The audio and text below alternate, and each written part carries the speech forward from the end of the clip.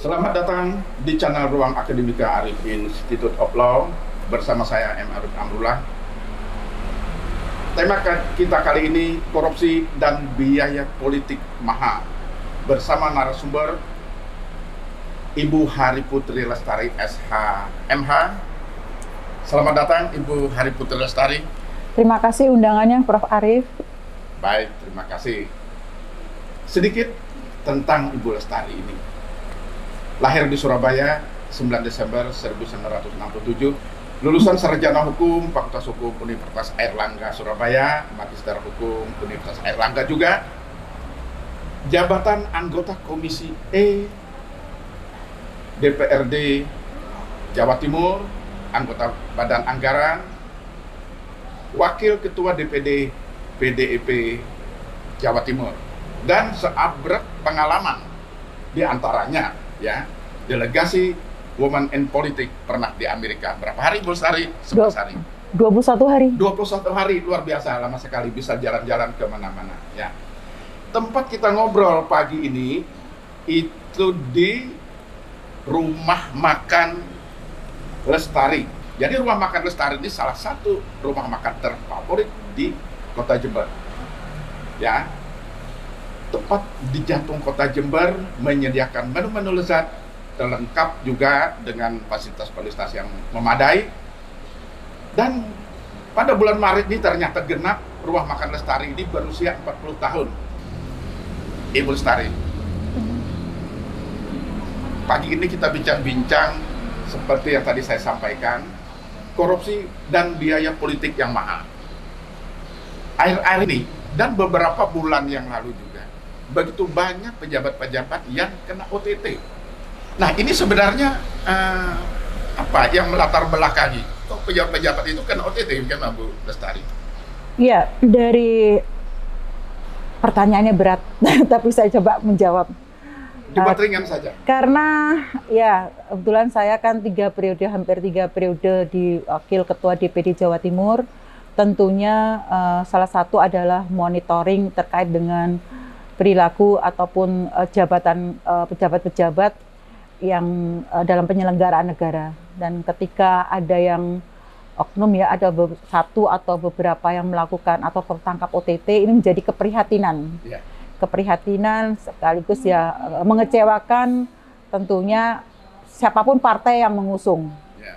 Karena akan berdampak juga kepada partai politiknya. Terkait dengan OTT ini salah satunya dari menyalahgunakan kewenangannya, kekuasaannya untuk memperkaya diri. Yeah. Salah satunya itu. Kedua, karena keserakahan.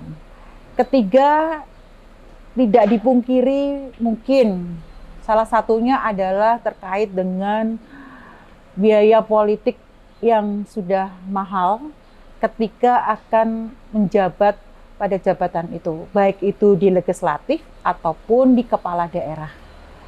Jadi beberapa yang kami amati dari beberapa pejabat publik, terutama kepala daerah ataupun anggota legislatif, sampai korupsi, apalagi sampai OTT.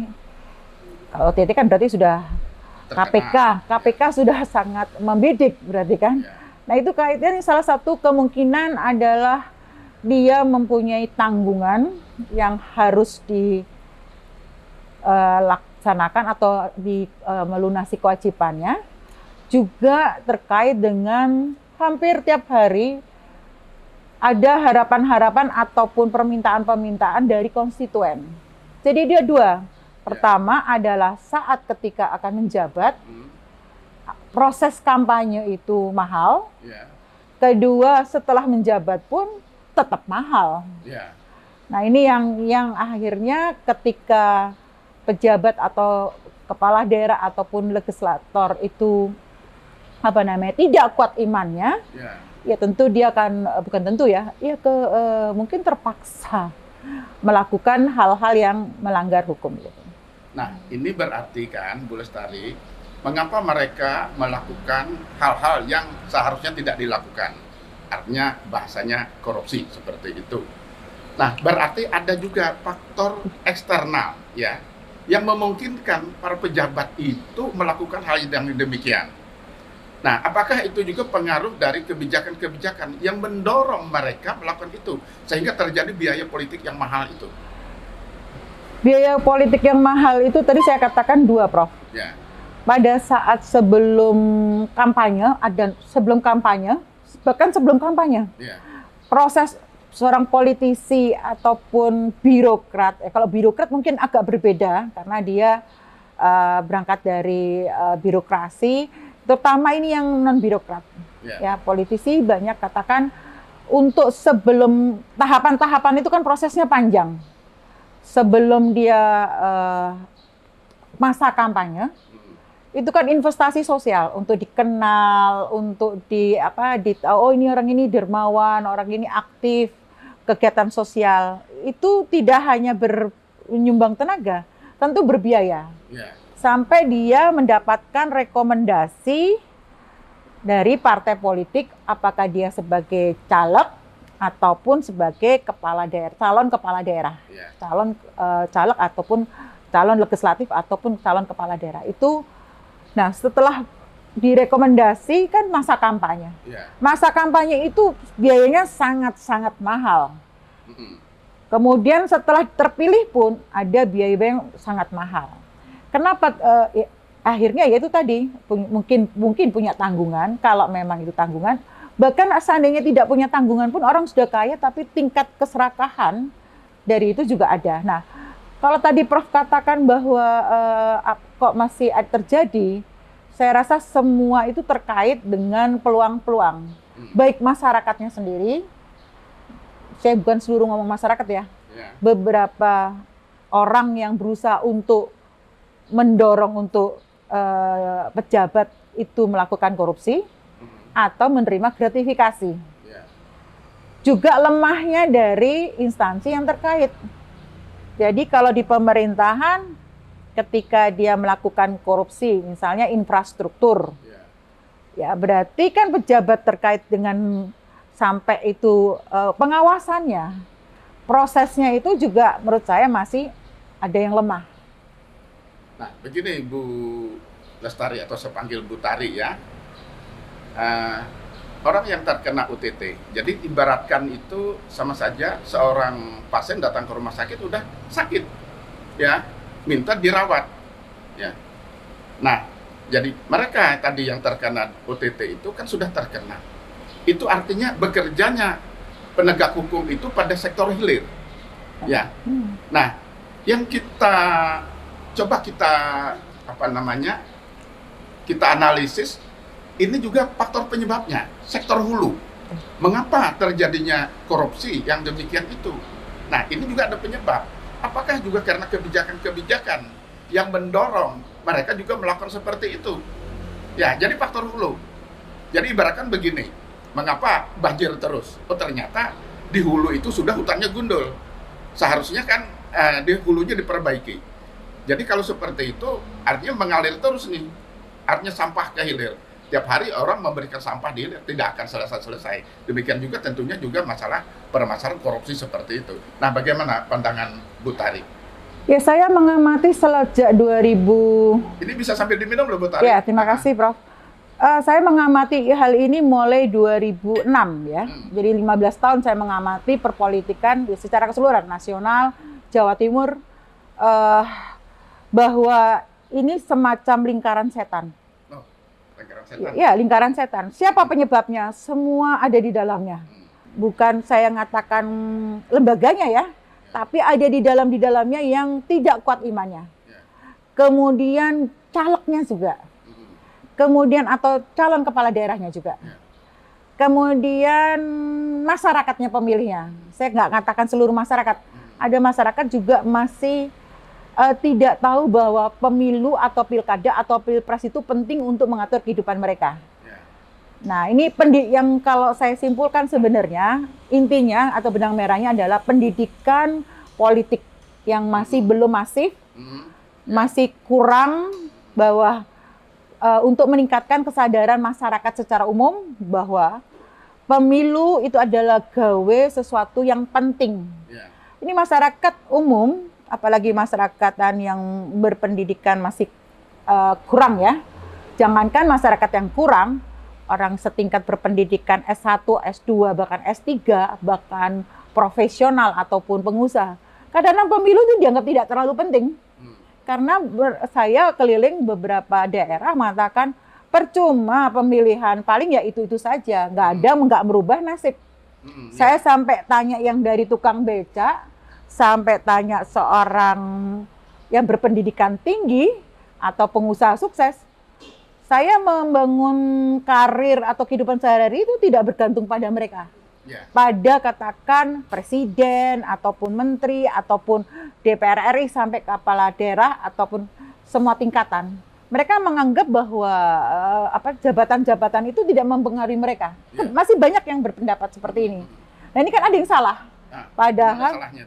Padahal menurut saya orang sejak sebelum menikah, sampai dia menikah, sampai dia mengandung, sampai anak itu lahir, sampai itu dia sekolah, sakit, mantan, sampai bahasanya mendapatkan pekerjaan atau tidak pekerjaan, kesejahteraan, atau ini mau perang, ataupun itu seseorang itu meninggal akan dimakam kemana, ini tidak lepas dari semua kebijakan yang akan diatur oleh pemerintah maupun wakil rakyat. Ini mereka tidak sadar, banyak yang belum paham bahwa peraturan perundangan, kebijakan, anggaran, fungsi kontrol itu dilakukan oleh pemerintah maupun wakil-wakil rakyat.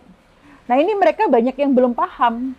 Jadi saya setiap kali kampanye, saya bukan kampanye, waktu saya bertemu setiap acara tertentu, bahwa seorang yang dalam kandungan pun itu juga diatur dalam kebijakan-kebijakan atau anggaran ataupun fungsi kontrol dari pemerintah dan legislatif. Nah, kurangnya pendidikan ini sehingga kan masih banyak yang golput. Ada yang golput, baik itu yang berpendidikan tinggi, profesional kayak atau pengusaha, apalagi masyarakat yang di bawah. Ini golput. Yang kedua, asal pilih. Asal pilihnya salah satunya adalah ya pokoknya pilih ya. Yang tiga tidak kalah penting, money politik. Nah, ini yang money politik yang saya rasa yang menyebabkan salah satunya korupsi dan gratifikasi. Money politik. Money politik ini ya sebenarnya ada aturan bahwa tidak boleh melakukan money politik. Prakteknya masih dilakukan dan masyarakat masih menghendaki. Ini hasil survei dari beberapa hasil survei yang kompeten yang katakan diakui masih meletakkan masyarakat masih mengharapkan mau menerima atau masih mengharapkan pemberian dari calon kandidat. Baik itu calon legislatif, calon kepala daerah, kalau presiden sih enggak seberapa ya, pokoknya dia dapat APK gitu. Nah, inilah yang membuat biaya politik tinggi, sehingga membebankan calon. Ada yang memaksakan diri untuk menjadikan jabatan itu, menjadikan jabatan kepala daerah, terutama tingkat 2, terutama yang ini kan tingkat 2 ya, dan calon-calon legislatif. Mungkin dia dengan cara menjual sesuatu dari yang dia miliki atau pinjaman hutang. Nah, ini yang akan menjerat sehingga menjadi beban politik itu tinggi. Nah, baik Bu Tari, tadi seperti yang awal saya sampaikan, jadi ini kan tidak berdiri sendiri. Jadi korupsi terjadi, mereka pejabat yang mantan gubernur, bupati, wali kota kena OTT. Karena tadi ada faktor penyebabnya. Yang saya katakan tadi faktor hulunya. Mengapa mereka yang melakukan itu? Biaya tinggi. Kalau tidak banyak uang tidak bisa jadi.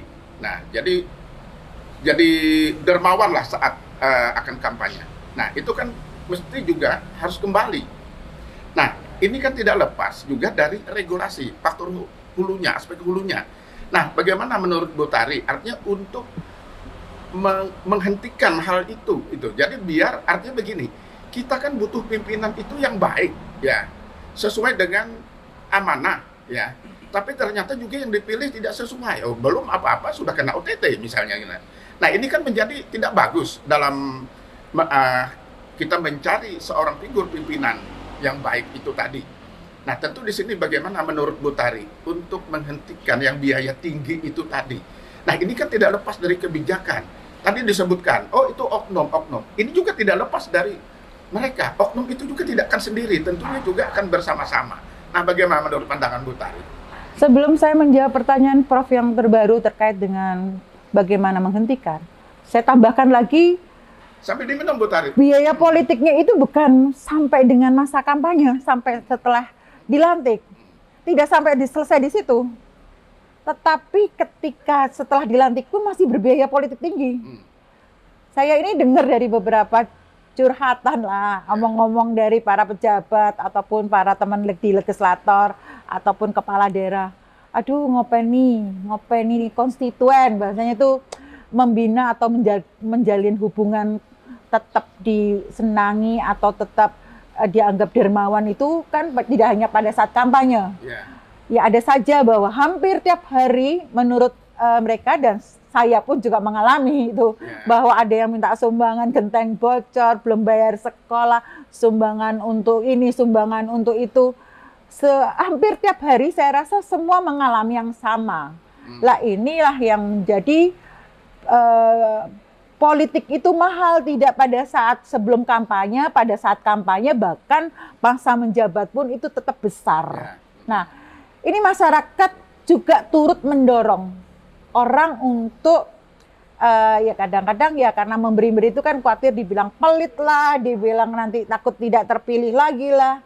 Nah, ini banyak faktor, ada yang merasa hutang budi sudah dipilih atau ada juga memang dari sisi kemanusiaan.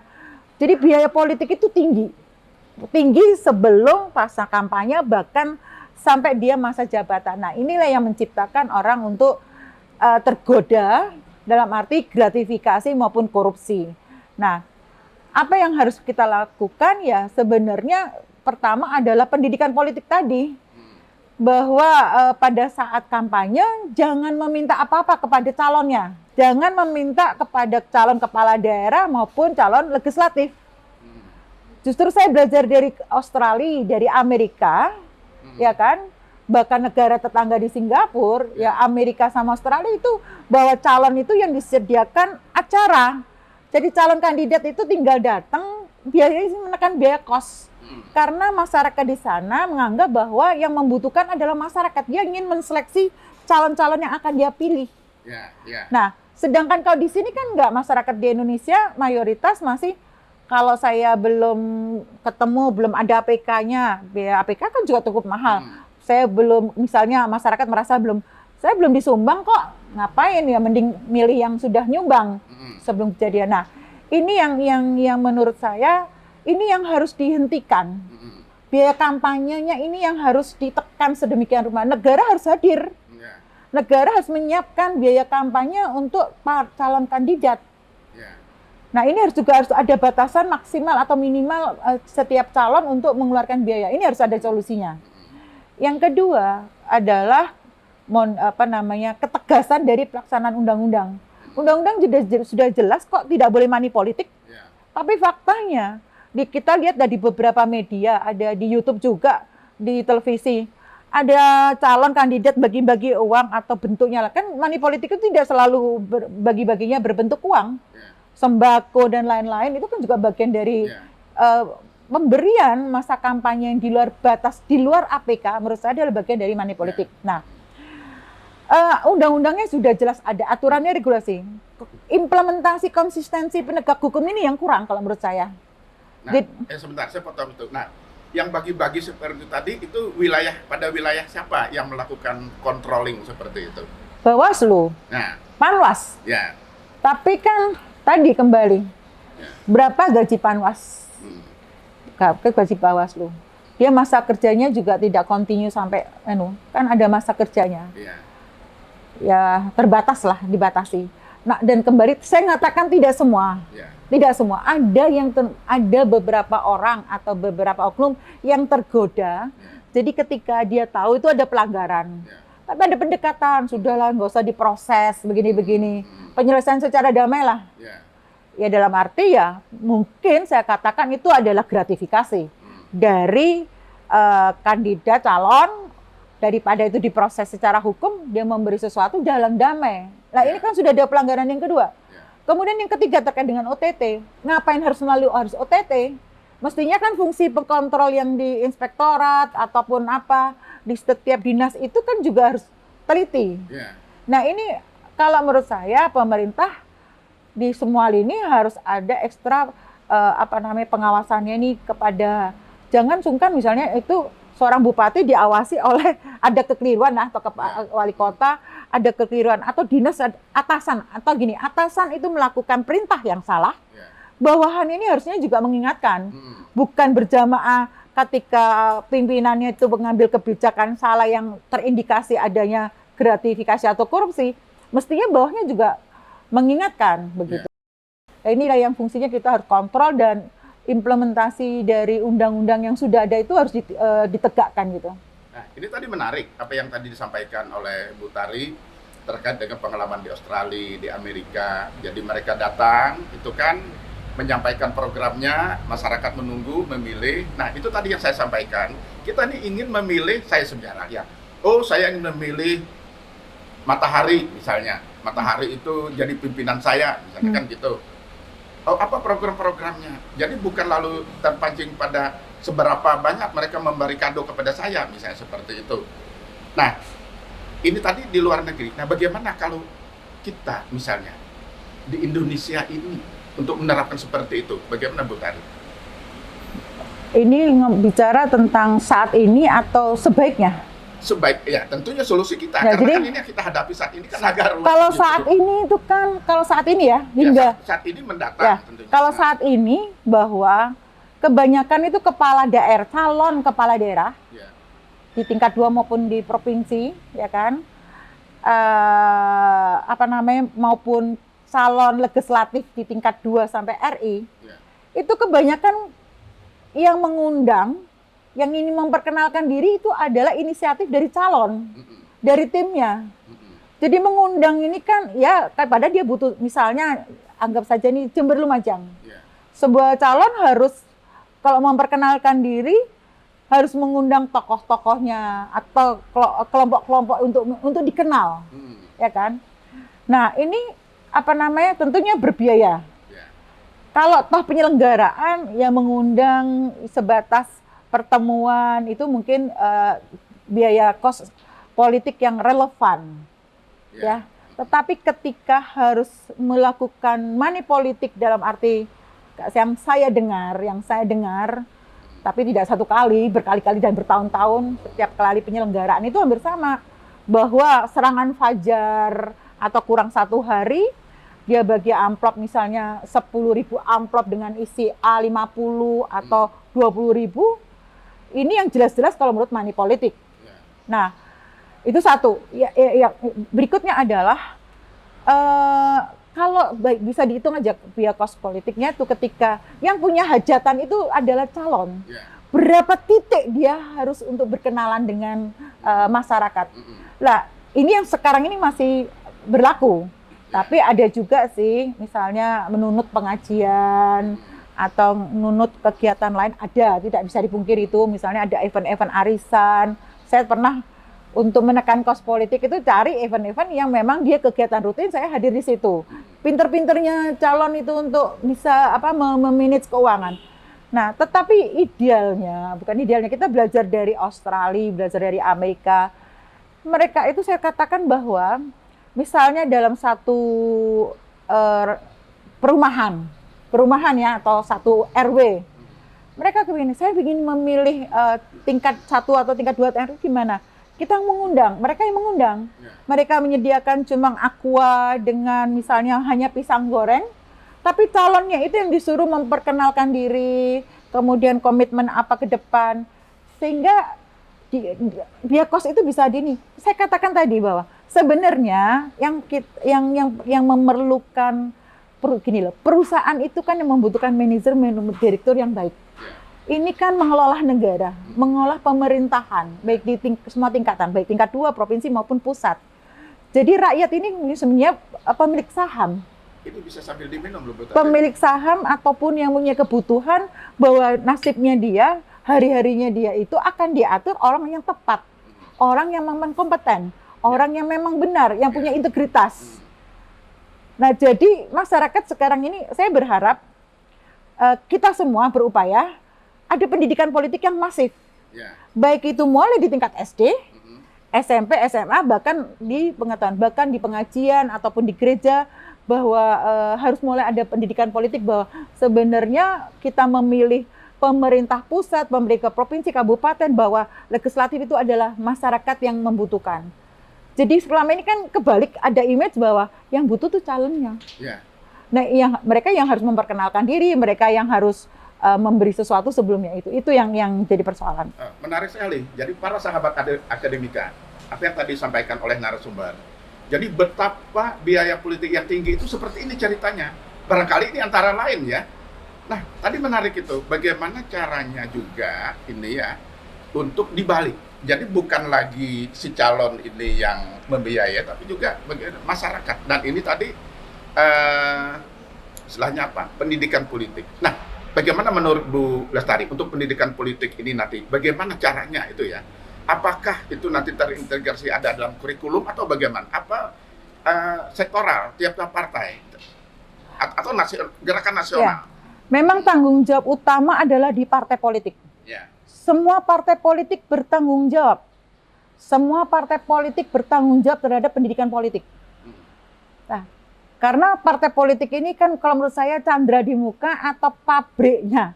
Partai politik ini ada pabriknya yang akan menciptakan pemerintahan, baik itu calon presiden, kemudian menteri, kemudian DPR RI sampai kabupaten, bahkan kepala daerah tingkat 2 ataupun provinsi.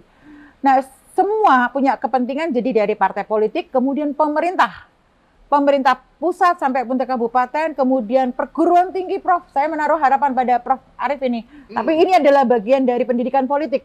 Saya merasa mendapatkan kehormatan bisa diundang, saya rasa ini adalah bagian dari pendidikan politik juga. Nah, kemudian di perguruan tinggi, dulu mungkin zaman Orde Baru bicara politik adalah hal yang tabu atau dilarang, yang ada katakan larangan terselubung. Tapi sekarang ini harusnya kampus-kampus bahkan sekolah-sekolah SMA harusnya mengundang kepala daerah ataupun dewan pusat, provinsi, kabupaten untuk sekali-sekali mengajar dalam arti pendidikan politik. Selain tadi kurikulum harus masuk. Seperti contoh di Amerika saja pada pemilihan presiden ada anak SD itu sudah bisa berpendapat tentang politik. Jangan pilih ini Pak, kepada ayahnya. Karena ternyata presiden itu tidak membuat kebijakan yang pro anak. Ini di Amerika sudah anak-anak SD sudah bisa berbicara tentang kebijakan atau peran pejabat, jadi bisa menilai. Nah, kita semua berharap Indonesia ini juga akan melakukan hal yang sama. Dan ini pendidikan politik harus masif, Prof. Saya setuju, mulai dari perguruan tinggi sampai bahkan anak TK. Ya, tentunya disesuaikan dengan porsi dan cara penyampaian yang berbeda. Dan di tokoh-tokoh agama. Jadi menurut saya penting sekali. Nah, satu lagi saya mau menyampaikan bahwa tentang biaya politik. Ini menurut saya mengerikan ketika kenapa sekarang OTT ataupun korupsi marak. Coba bisa dilihat aja biaya kepala desa. Kepala desa itu kan ujung pemerintahan yang terdepan. Saya sangat prihatin sekali ada kepala desa yang berbiayanya habis 4 miliar. Kalau 1 miliar sudah biasa, tapi sekarang sudah tembus 4 miliar. Itu untuk terpilih di kepala desa yang berpenduduk cuma berapa ribu, iya kan? Gajinya berapa kepala desa? Nah ini DPR juga gitu. Ini saya bilang rata-rata ini hasil survei, hasil curhatan ataupun kita diskusi dengan para peneliti dan juga kepada tentunya pelaku ya, dalam arti caleg-calegnya itu. Tingkat 2 rata-rata berbiaya kalau terpilih harus di atas 1 miliar. Tingkat 2 itu. Bahkan ada yang 4 miliar. Itu pun berbiaya tinggi belum tentu jadi. Jadi kalau yang berbiaya kecil berarti dianggap tidak serius untuk mencalonkan diri. Itu terkait apalagi provinsi bahkan RI. Provinsi rata-rata kalau bisa menang rata-rata itu di atas 2 miliar. Bahkan ada yang sampai 5-10 miliar. Gubernur RI undi ya dengan yang provinsi Kemudian terkait dengan kepala daerah. Ya. Saya mendengarkan sudah 10 tahun ini bahwa kalau mau serius jadi bupati atau wali kota, kalau serius ya, ingin serius menang, jangan di bawah 20 miliar. Tergantung jumlah kecamatannya. Ya. Kecamatan cuma 5, di bawah 10 kecamatan, ya siapkanlah di atas 20 miliar. Saya matak gitu ya, dalam arti, wow. Jadi biaya tinggi, ini rata-rata kalau mau serius menang. Ya. Jadi kalau di bawah itu ya ada sih. Nanti saya kasih contoh, ada satu daerah yang itu bisa menginspirasi. Ya. Jadi ketika biaya itu tinggi, akhirnya karena mungkin cari bantuan sponsor Ya. atau sumbangan atau bargaining dengan pengusaha-pengusaha tertentu. Ya. Ya tentunya pengusaha-pengusaha saya rasa baik, nggak masalah. Ya. Tetapi kalau pengusaha hitam itu dalam arti yang berani nanti melanggar aturan AMDAL dan lain-lain, ya ini mestinya tidak diajak bargaining untuk mendukung calon kan, ini jadi tersandera kalau menurut saya. Nah, hal-hal yang biaya tinggi ini harusnya publik tahu. Gajinya berapa sih seorang kepala daerah kalau gaji resmi? Berapa kepala daerah provinsi? Berapa DPRD tingkat 2 gajinya? Take home pay secara keseluruhan. Juga provinsi bagi RI. Sedangkan biaya terpilih itu harus sekian miliar. Itu sampai terpilih, belum tadi sepanjang dia menjabat permintaan-permintaan. Nah, inilah yang membuat akhirnya orang tergoda, kalau tidak kuat imannya akan tergoda korupsi maupun gratifikasi. Saya ambil contoh, apakah ada? Bisa kita mencontoh. Salah satunya di Jawa Tengah ada yang namanya Kabupaten Batang. Ya. Tapi itu periode 10 tahun yang lalu ya, saya diberitahu oleh seorang aktivis, Pak Handoko, seorang pengacara yang aktivis di satu Kabupaten Batang di Jawa Tengah. Itu masyarakatnya gotong royong. Jadi biaya politiknya kecil sekali. Untuk sebagai kepala daerah, itu kalau nggak salah mantan TNI atau kepolisian, kalau nggak salah ya, terpilih, yang menyediakan biaya kampanye itu para petani. Jadi ketika ada pertemuan-pertemuan itu petani, ada yang bawa ketela, ada yang bawa aqua, ada yang bawa nasi sama sayur-sayuran itu untuk pertemuan-pertemuan itu. Dan mengkampanyekan secara gotong royong. Nah, itu akhirnya berbiaya murah dan terpilih, sehingga ketika dia terpilih ada ikatan emosi dan ya ada komitmen, sehingga kepala daerah itu harus bekerja sebaik-baiknya untuk tidak mengecewakan para pendukungnya. Ada sebuah contoh seperti ini dan saya rasa bukan hanya Batang ini. Ya, ada beberapa daerah lain. Iya, termasuk Pak Jokowi. Pak Jokowi itu pada waktu di Solo itu biaya untuk ketika jadi kepala daerah awalnya sampai kedua itu berbiaya rendah. Nah, ini kan sebenarnya bisa jadi contoh.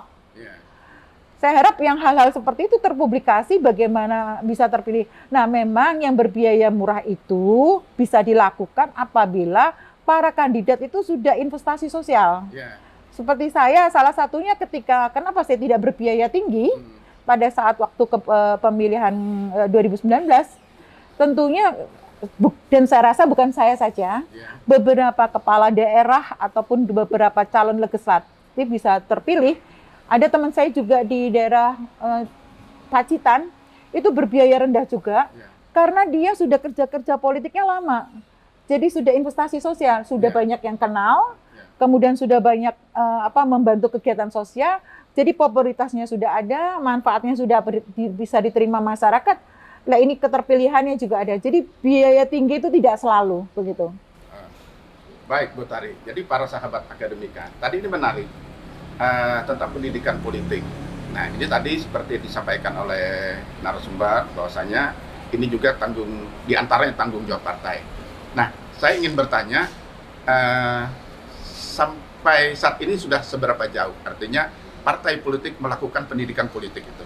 Ya, kalau di partai saya rasa semua sudah melakukan, tapi karena keterbatasan dana, sehingga mereka memprioritaskan pendidikan politik itu di internal. Saya rasa hampir semua partai politik terutama partai politik besar ya. Kalau besar itu kan karena sudah pengalaman, mereka pasti melakukan pendidikan politik di pengurus-pengurusnya pertama. Setelah pengurus pusat, provinsi, kabupaten, sampai kemudian berjenjang. Masalahnya ini kan partai politik ini kan bukan perusahaan. Ya, apa namanya, sehingga untuk pendidikan politik itu ternyata juga berbiaya tinggi. Mengumpulkan orang itu kan juga minimal ada konsumsi, tempat pertemuan. Nah, partai politik bukan perusahaan, sehingga ini yang dari mana partai politik dananya? Kalau dulu 5 tahun sebelumnya itu dari gotong royong dari para pejabat, misalnya DPR-nya, DPR tingkat 2, provinsi RI, kepala daerah itu menyumbang kepada partai politik untuk biaya operasional, gotong royong lah bahasanya. Nah, tapi alhamdulillah untuk 5 tahun terakhir ini bantuan politik ke masing-masing partai politik itu dihargai atau diberi alokasi per orang gitu, dalam arti partai politik ini tahun lalu menang berapa orang, jadi itu bukan intinya ada kenaikan bantuan pemerintah untuk partai politik. Nah, ini agak kita terutama partai-partai besar kan diuntungkan karena dia bisa melakukan pendidikan politik lebih intens. Tetapi pada masyarakat ini yang berbiayanya kurang. Nah, untuk itu pemerintah, dalam hal ini pemerintah pusat, provinsi, kabupaten, ya harus melakukan bagaimana caranya masuk ke kurikulum. Ke kurikulum ataupun ya universitas apapun atau SMA punya, terutama SMA ya, ini kan karena mau ada pemilih pemula. Ya mengundanglah para partai politik. Jangan lihat satu partai politik, partai apapun ya diundang saja, diberi kesempatan yang sama. Misi-misinya partai, kemudian komitmen partai, ya dikenali. Jadi jangan hanya masa pemilu mengundang atau masa akan pemilihan, tapi di kegiatan-kegiatan keseharian, misalnya sebulan sekali, undanglah tokoh-tokoh politisi ataupun yang sudah terpilih, apapun partainya, diundang. Kan mereka akan jadi mengenal, kemudian tahulah kemampuannya, sehingga ketika pemilihan mereka sudah nggak repot-repot begitu. Dalam arti sudah mengenal jauh-jauh hari gitu loh. Nah, ini kan Bu Tari dari PDIP. Nah, PDIP salah satu partai. Saya minum, Prof. Monggo, silahkan. Salah satu partai yang terbesar di Indonesia. Nah, terkait dengan pendidikan politik tadi, sudah sejauh mana khusus untuk PDIP melakukan hal itu? Kalau PD Perjuangan jelas ya, kami kan untuk saat ini partai 2 kali partai pemenang. Berarti kami sudah menunjukkan kinerja. Dengan menang itu kan karena kami dianggap dipercayalah oleh masyarakat bahwa kami bisa, kader-kadernya itu bisa bermanfaat untuk masyarakat.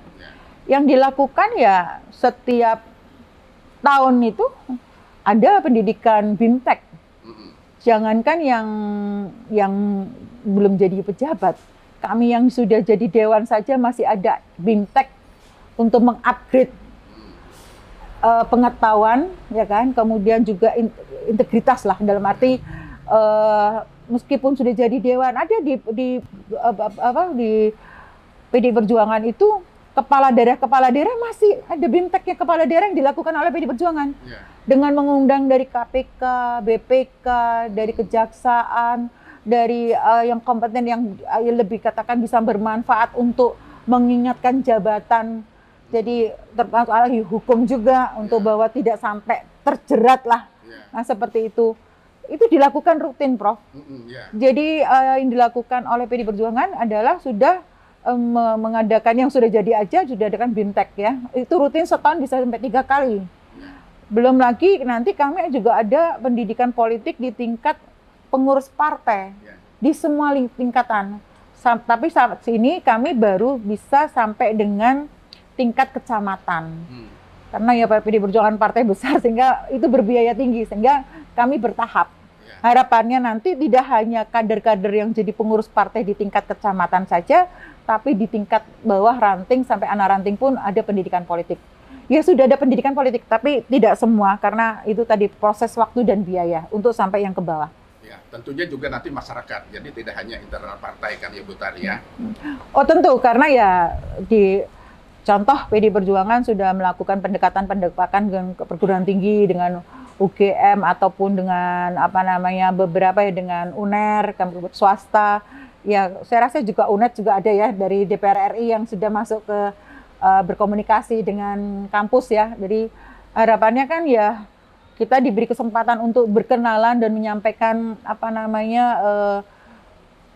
platform ya istilahnya misi-misinya ataupun secara ideologi PD Perjuangan mengatakan konsisten terhadap Pancasila dan NKRI, kemudian implementasinya adalah kepada kebijakan-kebijakan yang tidak boleh lepas dari Pancasila dan Undang-Undang Dasar. Dan partai sudah menjelaskan bahwa setiap kadernya yang duduk di jabatan-jabatan strategis, baik itu di DPR RI, menteri atau presiden sampai ke tingkat 2, setiap pengambil kebijakan tidak boleh lepas dari Pancasila dan Undang-Undang Dasar ataupun NKRI ini. Itu sudah sebuah doktrin gitu loh. Jadi kalau nanti ada kadernya yang sampai membuat perda yang ke kiri-kirian atau yang keluar dari ini, itu pasti ada sanksi, ada teguran.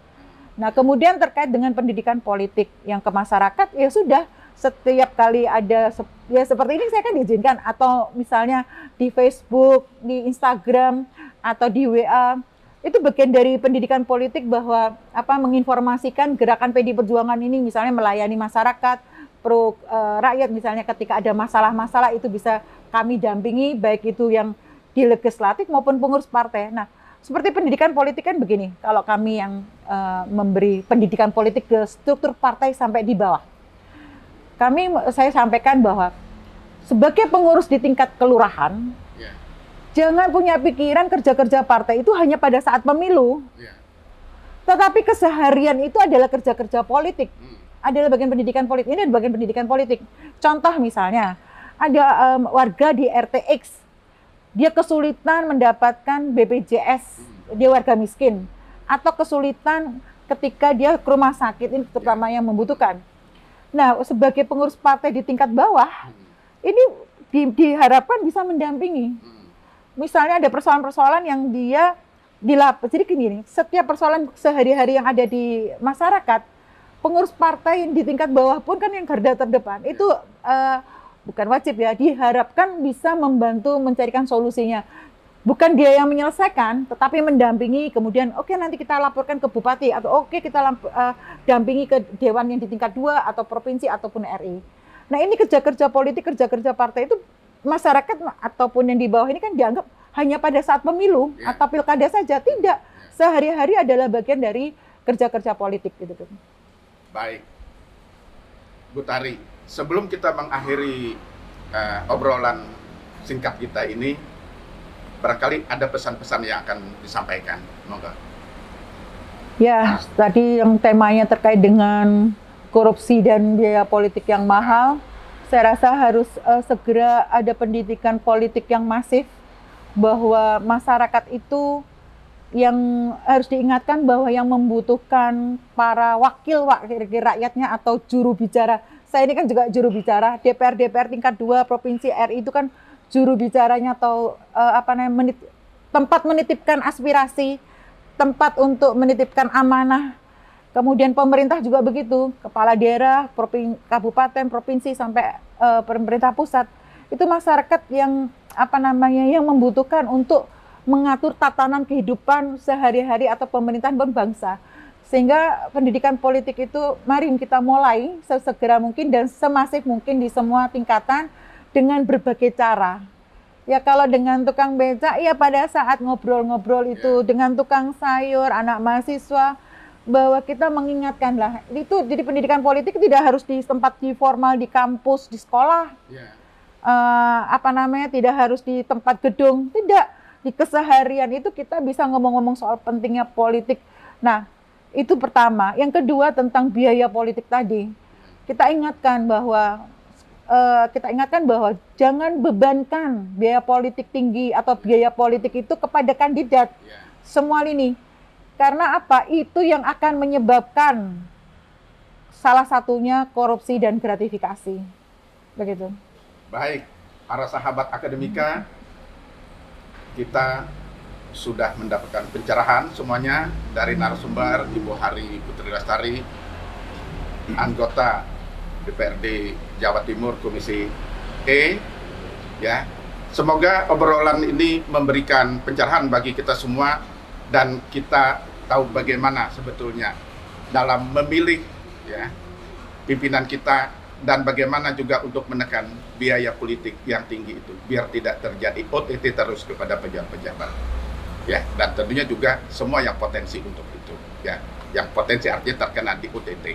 Demikian obrolan kita, kurang lebihnya mohon maaf. Terima kasih kepada Bu Tari yang telah bersedia sebagai narasumber, dan juga terima kasih kepada Rumah Makan Lestari ya, dan selamat 40 tahun hari jadinya. Terima kasih. Wassalamualaikum warahmatullahi wabarakatuh.